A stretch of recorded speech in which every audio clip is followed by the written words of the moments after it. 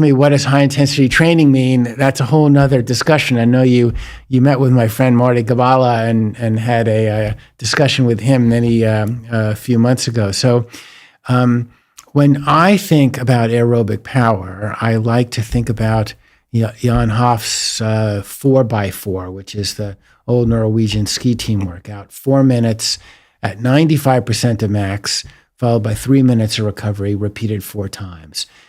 Even if you don't have a heart rate monitor on, it's basically as hard as you can go for 4 minutes. And at the end of that 4 minutes, you need to be ready to stop.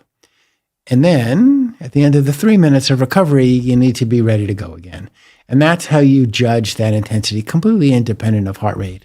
And I think that if I compare, a 30-minute moderate intensity session versus a 30-minute 4x4, clearly the 4x4 will have a greater benefit on improving aerobic power session per session.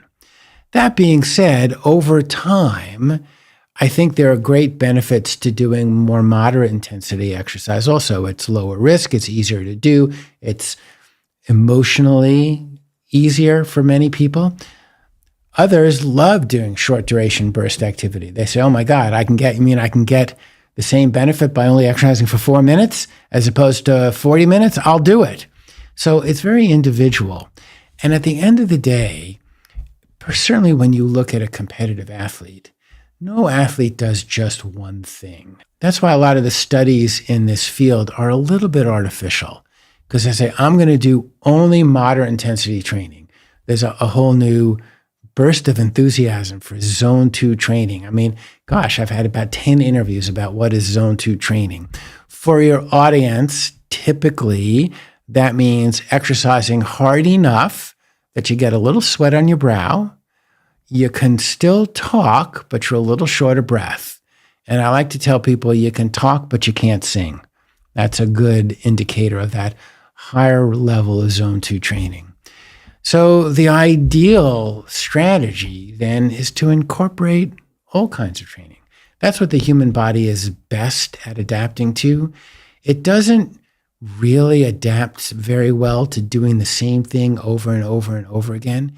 You will not get fitter if you do that. And in fact, in our 2-year training study, if you read below the lines a little bit, we markedly upscaled people. These were completely sedentary, and we worked them very hard for a year, right? Including multiple high-intensity sessions, prolonged sessions.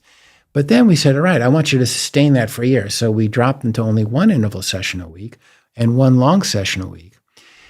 And we didn't increase the dose, right? We didn't increase the frequency or duration or intensity over that last year. And you know what? They didn't get any fitter. And their hearts didn't get any bigger. The only thing that got bigger was the atria, and we can chat about that when we get to talking about toxicity of exercise training. So to come back to our point, the human body doesn't adapt very well to doing the same thing over and over again. And so my prescription for life, if you will, is one that mixes things up. So I suggest to people that you do at least 1 day of a long session that lasts at least an hour. And it should be fun.